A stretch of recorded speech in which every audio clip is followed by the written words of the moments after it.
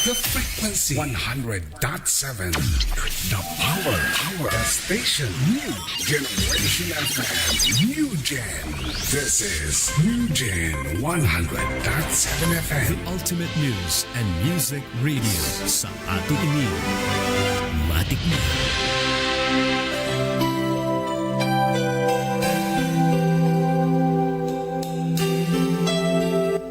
Inihahandog ng United Pentecostal Church Bulan ang programang Si Jesus ang Buhay na Pag-asa.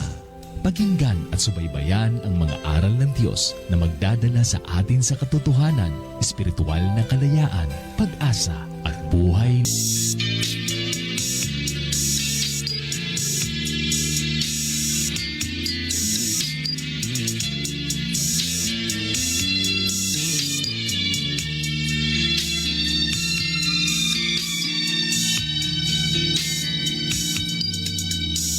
Ang dating landas ko, di alam kung saan patungo. Puso at isip ko, litong-lito. Ngunit ikaw, Jesus, ang sa'kin nagbigay gabay. Inakay mo ako sa landas ng buhay.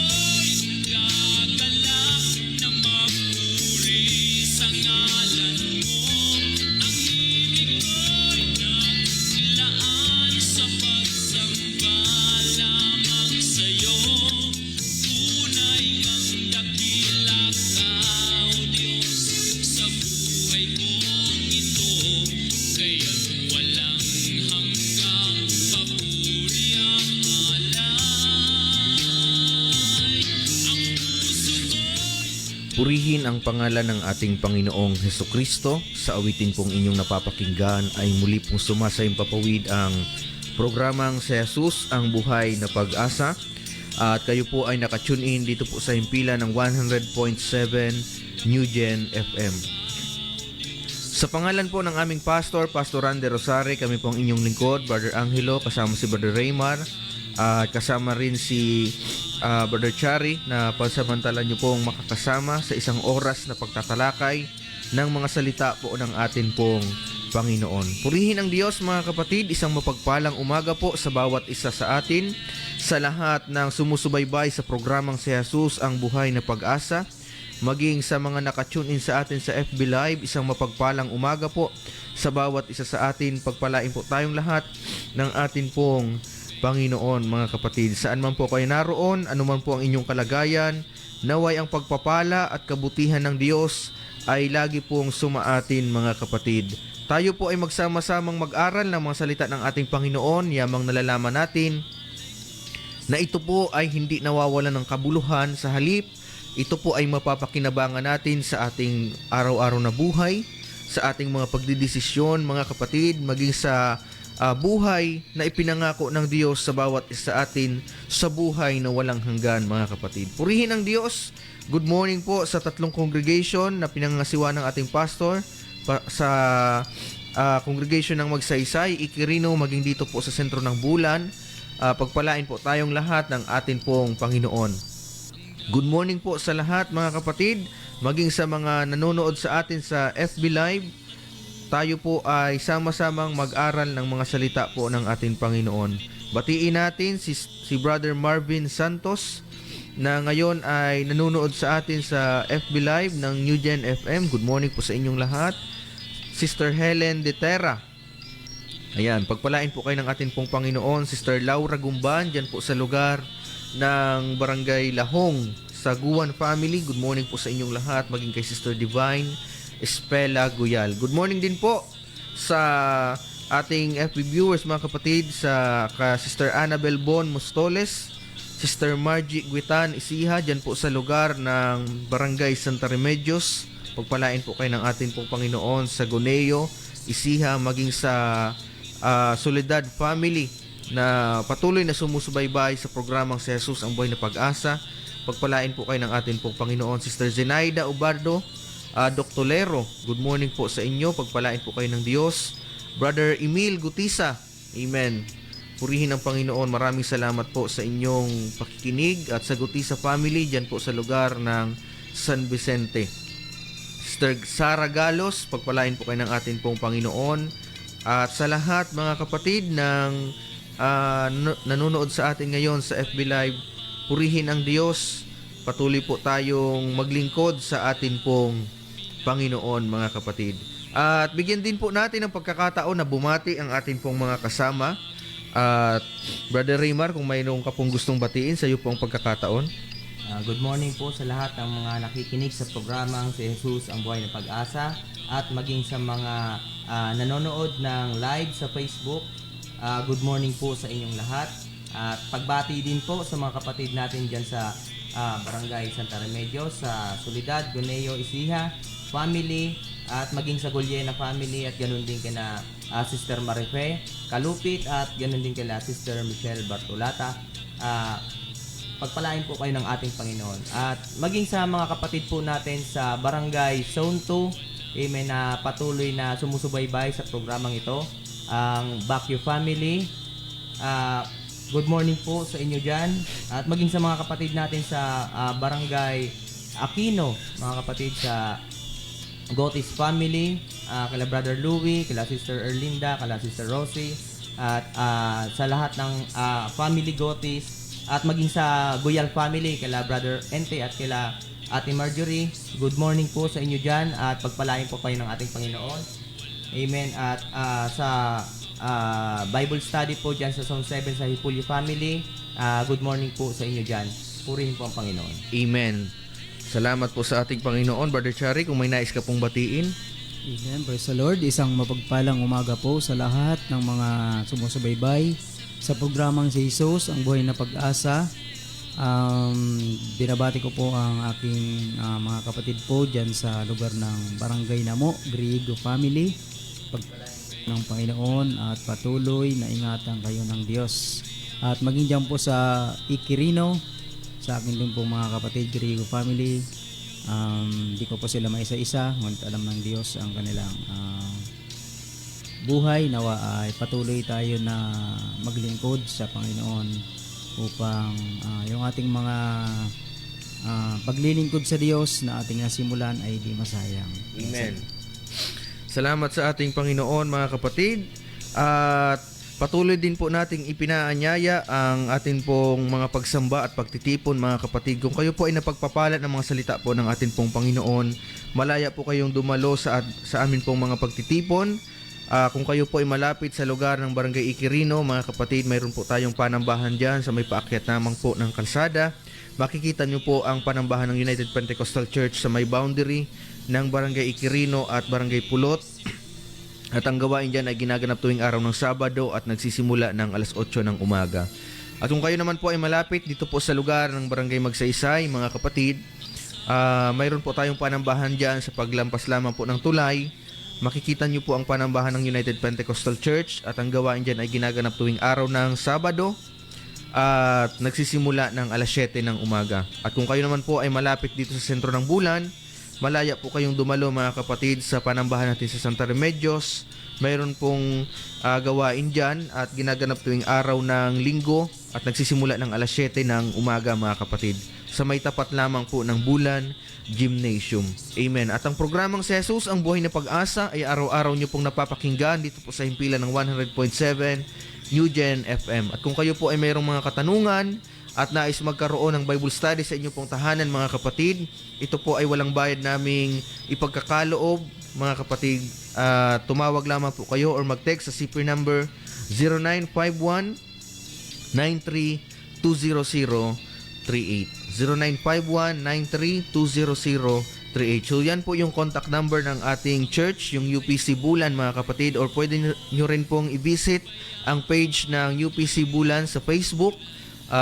Hanapin nyo lang po ang UPC Bulan Church mga kapatid.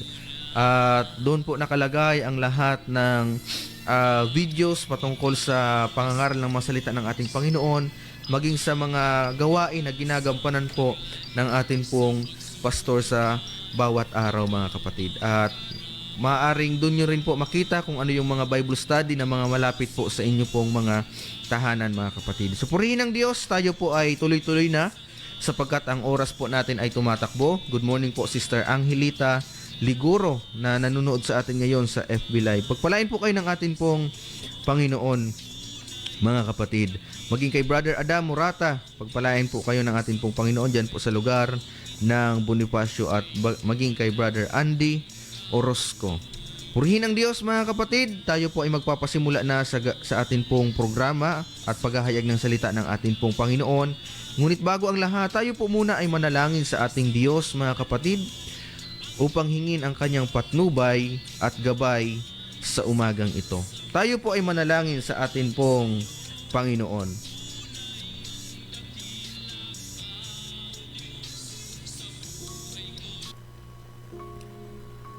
Dakilang Diyos na makapangyarihan sa lahat, pinasasalamatan ka namin at pinupuri sa umagang ito.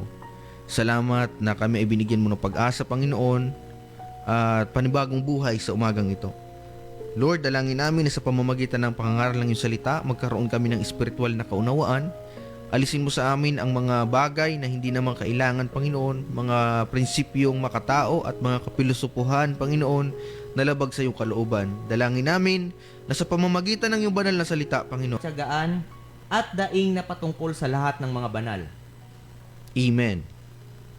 Sabi dito mga kapatid, na magsipanalangin kayo sa Espiritu sa lahat ng panalangin at daing sa buong panahon at mangagpuyat sa buong katiyagaan at daing na patungkol sa lahat ng mga banal.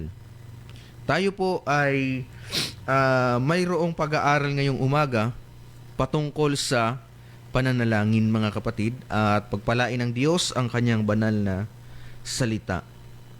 Praise God. So, sa ating mga Kristiyano, amen, at maging sa mga nag-claim na mga Kristiyano, mga kapatid, o sa mga tao na kiniklaim na mga Kristiyano, kumbaga, pag sinabing Kristiyano is likas yung pagiging mapanalanginin, mga kapatid. Amen. Dahil alam naman natin na sa ating mga sarili, wala tayong magagawa kung wala ang intervention, yung divine intervention ng Diyos sa atin pong mga buhay, mga kapatid.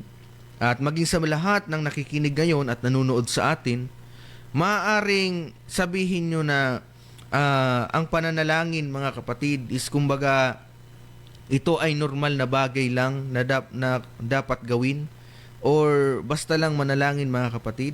Amen. Ang pananalangin po ay higit pa ito sa normal na bagay. Amen. Ito po ay napakahalagang bagay na dapat nagiging buhay o nagiging parte ng buhay ng isang Kristiyano, mga kapatid. Sapagkat ang Biblia ay nagsasabi na tayong lahat ay kinakailangang manalangin sa Espiritu. Kaya nga dito makita natin, mga kapatid, na si San Pablo, na kumbaga kinikilalang santo sa panahon ngayon at patron, mga kapatid. Si San Pablo ay nagpaalala na tayong lahat ay magsipanalangin sa Espiritu. Ito yung katotohanan, mga kapatid. Kung uunawain natin ang talatang ito, sabi ni Pablo, tayong lahat ay magsipanalangin sa Espiritu. Ano ba yung Espiritu? Pag sinabi nating Espiritu, ito po ay hindi nakikita, pero nadarama natin, mga kapatid. Amen. So kagaya ng hangin, hindi natin nakikita ang hangin, pero nadarama natin ang hangin. And at the same time, mga kapatid, kung walang hangin, hindi tayo magsusurvive. Ganon din ang prayer, mga kapatid. Without prayer, we will die spiritually. And without prayer, we will become hopeless, mga kapatid. Sapagkat ang prayer, ito ay communication natin sa Diyos, mga kapatid. Pag sinabi nating prayer, it is a two-way communication. Pag sinabing two-way communication, mayroong sender of message and also mayroong receiver of message. And the receiver decodes the message, mga kapatid. Ibinabalik niya sa sender of message na mayroong response. It can be positive or it can be negative, mga kapatid. So sa buhay natin, when it comes in prayer, it is a two-way communication sa atin pong Panginoon. Tayo ay nananalangin sa Diyos at ang Diyos ay sumasagot sa tatlong kasagutan, mga kapatid.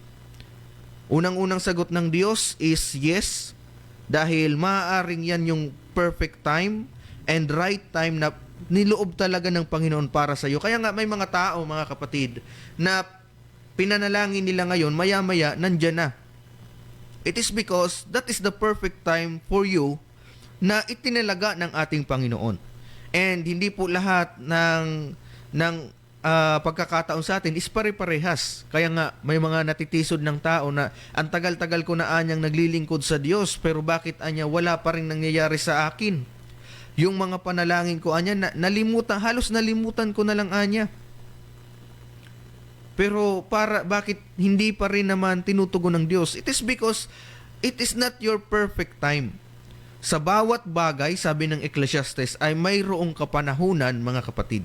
Amen. To everything, there is a season and a time to every purpose under the heaven, mga kapatid. So ang prayer, it is a two-way communication sa atin pong Panginoon, mga kapatid. And prayer is a communication or a connection of one spirit to the Spirit of God, mga kapatid. Kaya kapag tayo ay nananalangin, aside sa sinasambit natin sa ating mga bibig, mga kapatid, pero nakikipag-ugnayan ang ating espiritu sa espiritu ng Diyos, mga kapatid. And without prayer, we cannot survive, mga kapatid. We will die spiritually. We will become hopeless, mga kapatid. That's why prayer is very important to those people who claim that they are Christians, mga kapatid.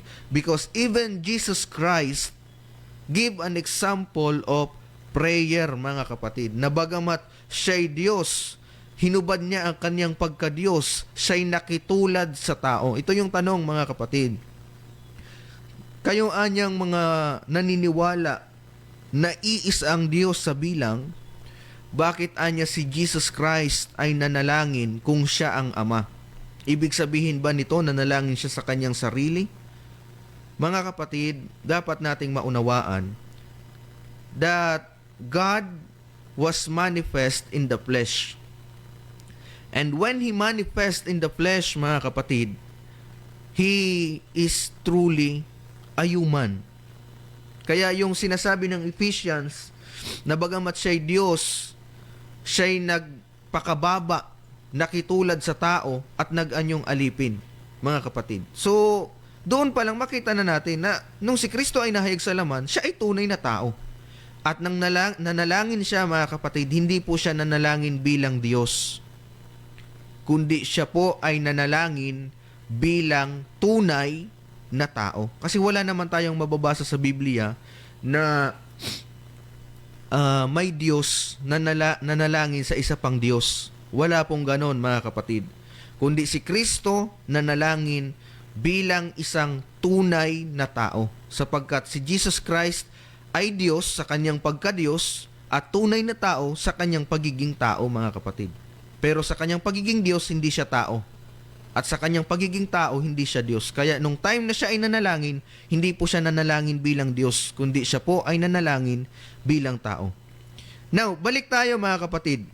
Ang kaganapan na yun sa Biblia ay hindi po pagpapakita ng dalawang persona ng pagka-Diyos, kundi yun po ay pagbibigay ng halimbawa na ang tao ay kinakailangan manalangin. Kung si Kristo nga, mga kapatid, sa kanyang kalagayan bilang Diyos, nung siya ay nahayag bilang tao, mga kapatid, siya ay nagbigay ng ehemplo o nagbigay ng halimbawa na dapat din nating ganapin, mga kapatid. Sabi nga ni Kristo, narito ako'y nag-iwan sa inyo ng mga halimbawa na dapat nyo rin namang ganapin. At isa sa mga halimbawang yun ay ang pananalangin, mga kapatid. That's why God has the desire or the will to each and every one of us to have a prayer, mga kapatid, because prayer is our communication with God. At ang Diyos ay sumasagot sa tatlong kasagutan. Yes, dahil yan ang panahon para sa iyo. No, dahil hindi yan kalooban ng Diyos sa iyo, mga kapatid. Kaya wag tayong magtampo sa Diyos kung may mga panalangin tayo na hindi naman tinugon ng Diyos, mga kapatid. It is because maaaring yan yung ikapahamak natin, mga kapatid. Amen. At maaaring hindi yan kalooban ng ating Panginoon. And wait, dahil sa bawat bagay ay mayroong kapanahunan. Sabi nga ng Biblia, when the time is right, ay the Lord will make it happen, mga kapatid.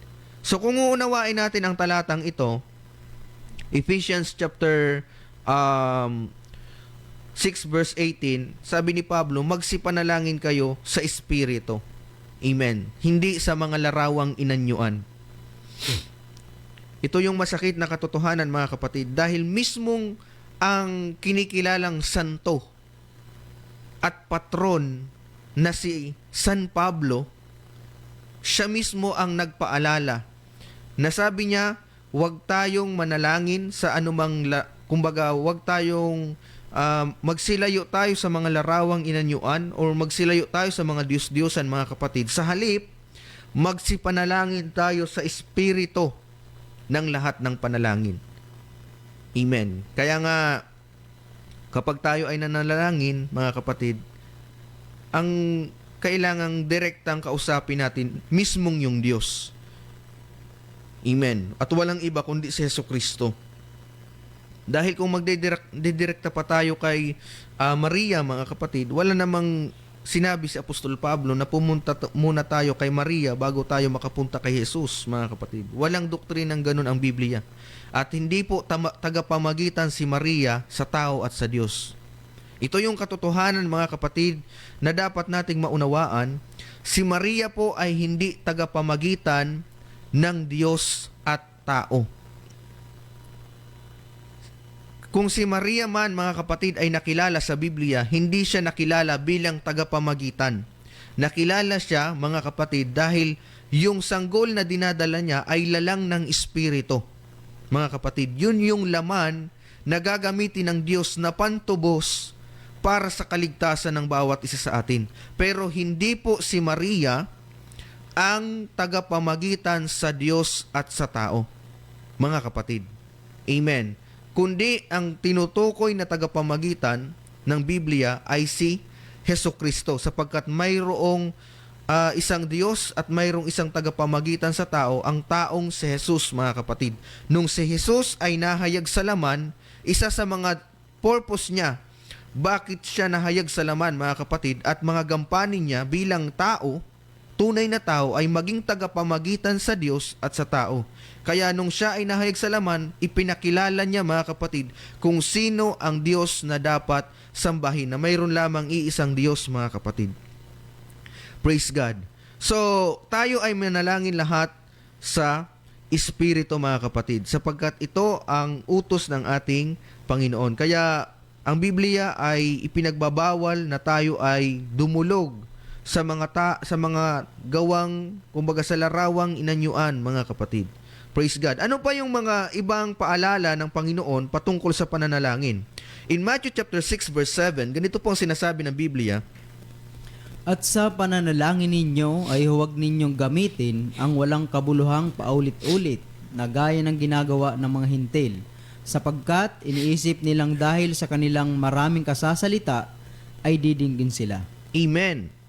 So sabi ng Matthew, mga kapatid, Amen. Matthew chapter 6 verse 7, kumbaga, wag daw nating gawin ang mga paulit-ulit at walang kabuluhan na pananalangin.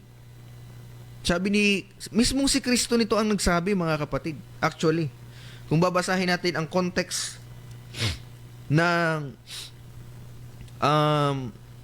talatang ito, sabi ni Jesus Christ, at sa pananalangin ninyo ay huwag ninyong gamitin ang walang kabuluhang paulit-ulit na gaya ng mga hintil, mga kapatid. So hindi pala kalugod-lugod sa Diyos yung paulit-ulit na pananalangin, mga kapatid. Amen. Hindi pala nakakalugod yun sa ating Panginoon. Kasi ang panalangin, mga kapatid, pwede itong maging recitation na lang. Pero hindi naman talaga bukal sa puso mo, mga kapatid.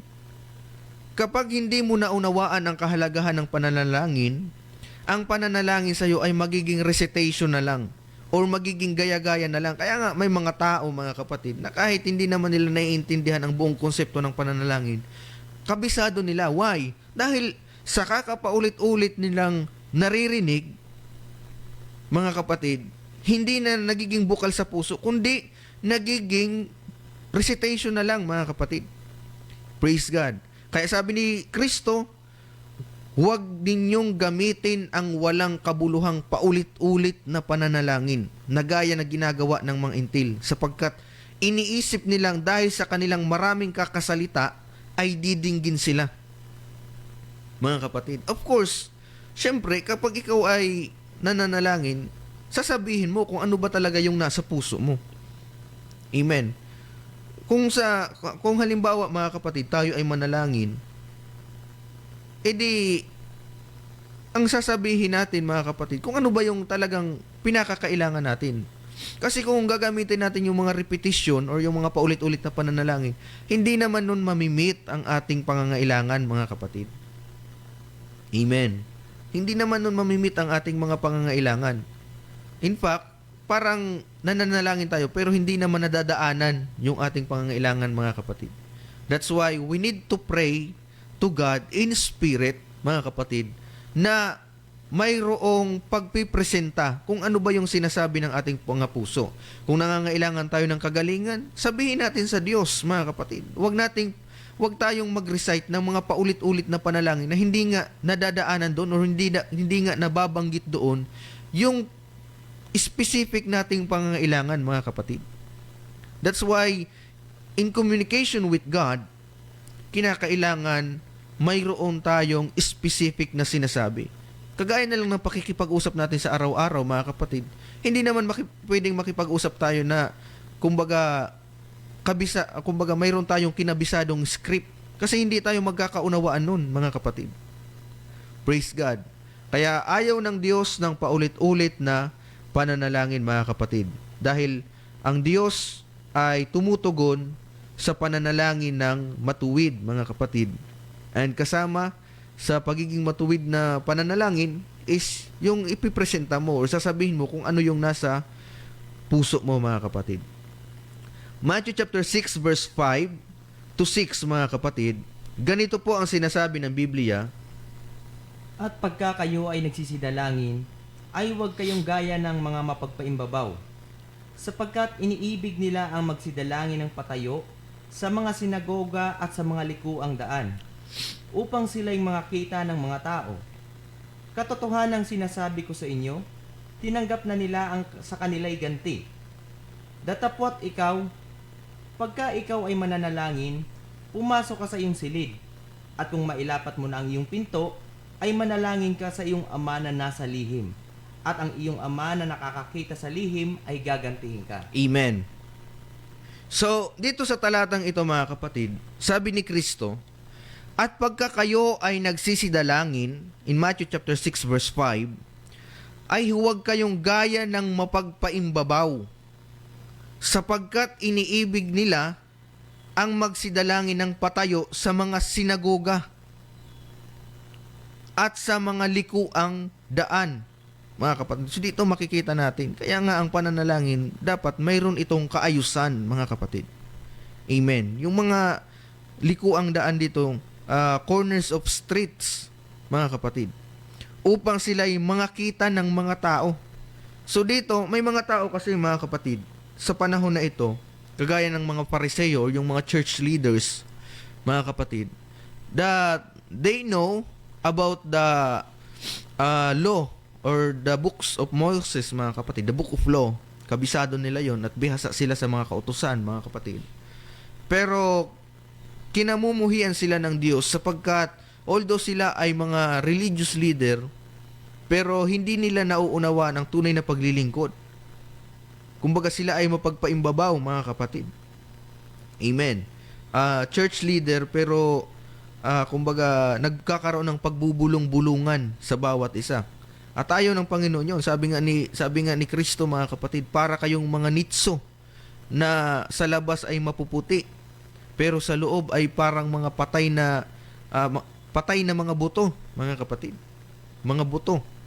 Amen. Kaya sabi ni Kristo, kung kayo ay magsisidalangin, huwag kayong gaya ng mapagpaimbabaw, sapagkat iniibig nila ang magsidalangin ng patayo sa mga sinagoga. Kumbaga, nananalangin lang itong mga taong ito kapag mayroong nakakakita. Actually, wala namang masama, mga kapatid, kung manalangin sa mga sinagoga, kasi yun naman talaga yung pinaka-comforting place para tayo ay manalangin, mga kapatid. Yung church o yung church building, mga kapatid, na kung saan tayo pumupunta, wala naman talagang masama doon. Kaya lang, ito kasing mga taong ito, or yung mga Pariseo, mga kapatid, especially, mas gusto nilang manalangin sa mga tao na kung saan marirecognize sila. Mga kapatid, dapat nating maunawaan na when it comes in prayer, our motive is to be recognized by God and not to be recognized by the people around us. Mga kapatid, kasi mahirap kung nananalangin tayo kapag mayroon lang nakakakita sa atin. Pero akala natin, kinalulugdan pa tayo ng Diyos, hindi na pala, mga kapatid.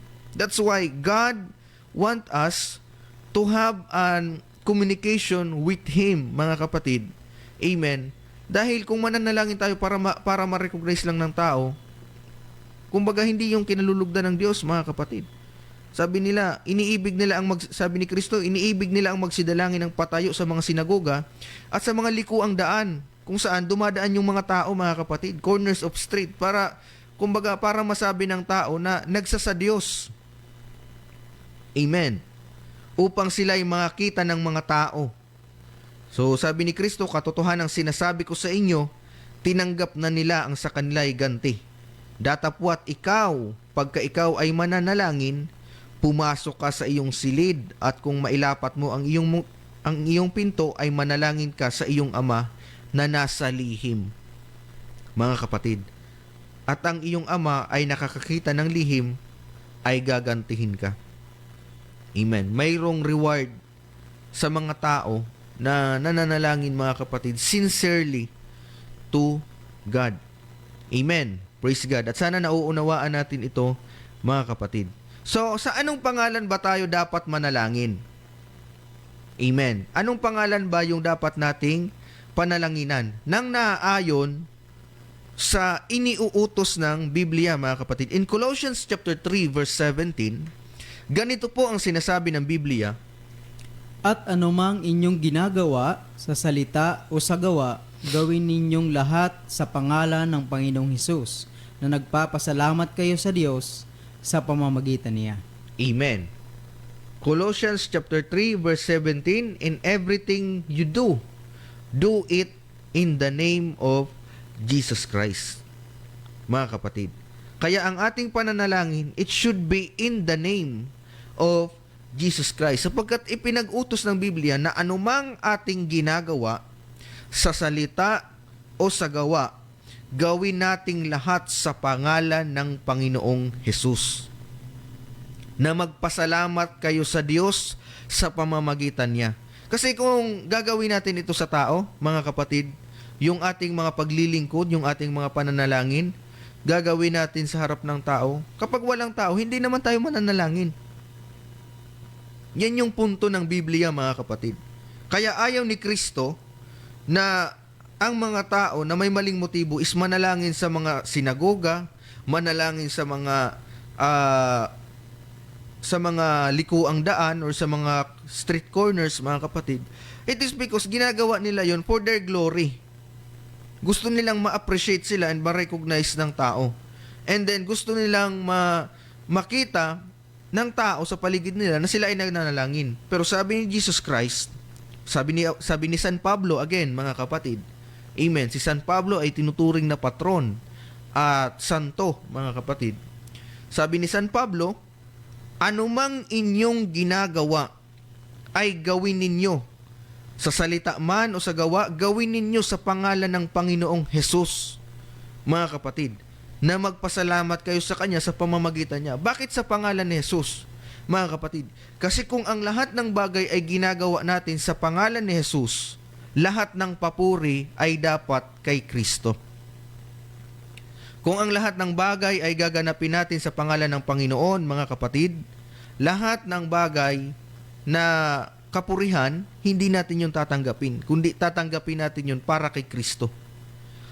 Mga kapatid, na kung tayo man ay ma-recognize, it is not because of our might, not because of our talents, mga kapatid, but it is because of the grace of God.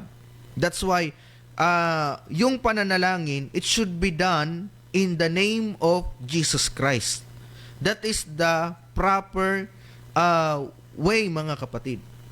Amen. Yan yung paraan o tamang pananalangin. Ito ay ginagawa sa pangalan ni Jesucristo, mga kapatid. Kaya nga, kumbaga, pagdating sa pananalangin, kapag ito ay ibabalik na sa Diyos, huwag na tayong gumamit ng iba't ibang pangalan, mga kapatid. Bakit nga ba hindi ginagamit yung pangalan ng Ama, Anak at Espiritu Santo? It is because hindi naman po yun mga pangalan. Siguro hindi naman tayo matututulan ng mga teachers na nanonood ngayon sa atin sa FB Live that the Father and Son and Holy Ghost are not proper name. They are just common name, mga kapatid, or common noun, mga kapatid.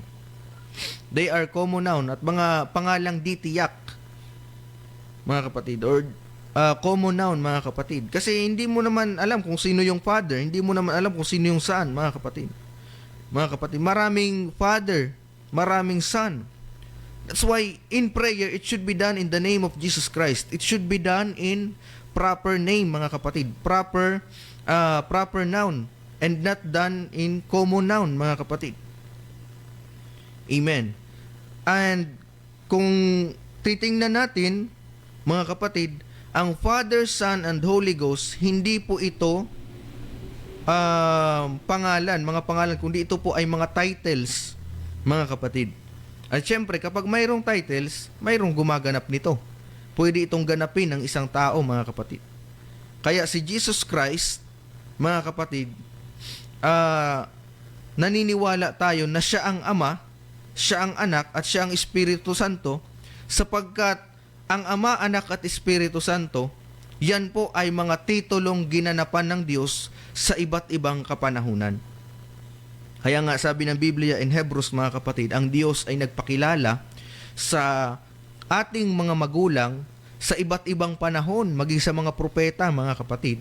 At ngayon, siya ay nagpakilala sa pamamagitan ni Jesucristo, mga kapatid. Amen. Kaya nung si Kristo ay sa kanyang pagiging laman, sabi niya, nung siya ay nanalangin bilang tao, sabi niya, Ama, ipinakilala ko na sa mga tao ang iyong pangalan na binigay mo sa akin upang kanilang sambahin. Mga kapatid. So, the prayer should be done in the name of Jesus Christ alone. Mga kapatid. Amen. And not on the other names, mga kapatid. Amen. So John 14 verse 14, mga kapatid, ganito po ang sinasabi ng Biblia. Kung kayo'y magsisihingi ng anuman sa pangalan ko, ay yaon ang aking gagawin. Amen. So that is the benefits of prayer. Kung tayo ay magsisihingi ng anuman sa pangalan ni Jesus, 'di ba? Makita natin mga kapatid. Hindi sinabi ni Kristo na kung tayo ay magsihingi sa anuman sa pangalan ng Ama, Anak at Espiritu Santo. Mga kapatid, ang Diyos ay specific pagdating sa pagbibigay ng instruction. Mga kapatid, amen. Sabi niya, anuman ang ating hingin sa pangalan ni Jesus ay ipagkakaloob sa Kanya. Mga kapatid. So that is the promise when we pray. So anong utos ni San Pablo, mga kapatid, in 1 Thessalonians chapter 5 verse 17? Ganito pong sinasabi ng Biblia. Magsipanalangin kayong walang patid. Amen. 1 Thessalonians chapter 5 verse 17, mga kapatid, ang sabi ni Apostol Pablo, magsipanalangin kayong walang patid. Kumbaga, pray without ceasing. Kasi sa panahon natin ngayon, mga kapatid, ang mga tao ay nananalangin lang sa panahon na mayroong rimalaso. Amen.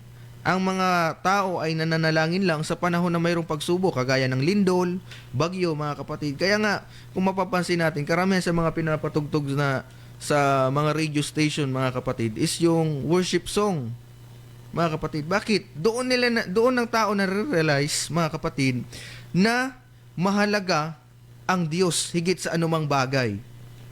Mga kapatid, praise God. And wala namang masama doon. Pero ang Biblia ay nag-uutos na kahit wala tayong pangangailangan, kinakailangan natin manalangin sa ating Panginoon. Pray without ceasing. Manalangin ng walang patid, mga kapatid. Amen. Why? Because mas maigi na bago pa man dumating ang sakuna sa atin is, kumbaga, naipagpauna na natin ito sa pananalangin. Kumbaga, mayroon ng proteksyon ang Diyos, mga kapatid. Kasi ang nature sa ating mga tao, na kung kailan tayo, kumbaga, nagiging huli na ang lahat, doon pa lang tayo mananalangin. Mayroon ng kasabihan that prevention is better than cure. And when we pray, we are making prevention, mga kapatid, sa mga bagay na magdudulot sa atin ng discomfort. And kung mangyari man yan sa atin, mga kapatid, we surely believe na ang Diyos ay may ginagawang mabuti sa buhay ng bawat isa sa atin. Kaya paalala ni Apostol Pablo o ni San Pablo, mga kapatid, na tayong lahat ay magsipanalangin ng walang patid. Praise God. Kaya sana, mga kapatid, yan po ang ating naunawaan ngayong umaga, na ang pananalangin, ito po ay napakahalagang bagay. Hindi po ito recitation, hindi po ito ano paman, mga kapatid. Katunayan, yung prayer na Ama namin, hindi po yon yung talagang totoong panalangin. Kundi yun po ay pattern of prayer na kumbaga ibinigay ni Jesus Christ para maging halimbawa sa bawat isa sa atin kung papaano ba dapat yung tamang pagkakasunod-sunod ng pananalangin. Amen. Mayroong adoration o yung mga papuri, confessions of sins, mga kapatid, yung pagpresenta mo ng yung mga kasalanan sa Diyos at paghingi mo ng tawad, pagpapasalamat sa Diyos sa kabutihan niya sa buhay natin, and then supplication, doon na tayo hihingi, mga kapatid. Kaya yung Matthew chapter 6 verse 9 to 13, hindi po yun yung panalangin na dapat nating sauluhin at paulit-ulit na, kumbaga, mga kapatid, paulit-ulit na babanggitin. Kasi nga ayaw ng Diyos ng paulit-ulit na pananalangin, mga kapatid. Kung ano yung nasa puso natin, yun yung sabihin natin sa atin pong Panginoon. Amen. That's why mahalaga ang pananalangin, mga kapatid. Because without prayer, we will not survive, mga kapatid, in our spiritual life. Magiging hopeless tayo. Kaya nga, kahit balik-balik tayo sa relihiyon, mga kapatid, kung hindi tayo nananalangin sa Diyos, kumbaga, makikita ng tao na parang wala namang tayong Diyos sa buhay natin. Amen. Puro tayo hopeless, mga kapatid. Puro tayo hopelessness. Although balik-balik naman tayo sa relihiyon. Pero ang naririnig sa atin is puro na lang problema, mga kapatid. So iisipin ng tao, may Diyos ka ba talaga? Mga kapatid. Pero ang tao na nanalangin, mga kapatid, anumang mga bagay na kanyang inaasahan, hindi niya ito hinihiling sa tao. Kung mayroon man siyang inaasahan, mga kapatid, yun po ang mga pangako ng ating Panginoon. And that is the benefits of prayer. Na natututo tayong magtiwala sa Diyos nang higit sa pagtitiwala natin sa tao. Kasi ang tao, mga kapatid, may tendensiya na magsinungaling sa atin. May tendensiya na wag tuparin ang mga pinangako sa atin. Pero kung tayo ay patuloy na nakikipag-ugnayan sa Panginoon sa pamamagitan ng pananalangin, kahit ang tao ay wag tuparin ang mga pangako sa atin, pero may Diyos na hindi nagsisinungaling, mga kapatid. Ang Diyos ay nakatali sa kanyang salita. Ang mga pangako ng Diyos ay buhay at totoo, mga kapatid. At maraming tao na ang nakapagpatunay na sa pamamagitan ng pananalangin, amen, tinugon ng Diyos ang kanilang mga hinaing at daing sa takdang panahon na kanilang hiningi sa Diyos, mga kapatid. Praise God. Kaya mahalaga ang panalangin, mga kapatid. At sa pananalangin, mayroon po itong tamang paraan na dapat nating ganapin at dapat nating sundin, mga kapatid. Naway mayroon po tayong natutunan ngayong umaga at yan lamang po ang ating maipaglilingkod. Pagpalain po tayong lahat ng atin pong Panginoon. Sa atin pong pagtatapos, mga kapatid, tayo po ay manalangin sa atin pong Panginoon. Dakilang Diyos na makapangyarihan sa lahat, tinataas ka namin. Salamat sa pagkabasa ng iyong banal na salita. Naway, mayroon po kaming natutunan, Panginoon, ngayong umaga. Lord, sa ganang aming sarili, wala po kaming magagawa kung wala ka. Kaya ngayon, Panginoon, hinihiling namin sa iyo ang iyong banal na pagkilos. Sino mang taong dumaranas ngayon ng pagsubok, Panginoon, turuan mo po sila. Watching from UPC Lipa City, Batangas. Pagpalain po kayo ng ating Panginoon sa lahat ng kapatiran. Brother Marvin Santos, Sister Myrna, mga kapatid. At sa lahat, mga kapatid, hindi ko man po kayo maisa-isa, pero alam ko na ang pagpapala ng Diyos ay lagi pong sumaatin, mga kapatid. Praise God. So, yan lamang po ang ating may paglilingkod ngayong umaga. Sa lahat po ng ating mga pinagdadaanan, mga kapatid, lagi po nating tandaan na si Jesus lamang po ang ating buhay na pag-asa. God bless us all.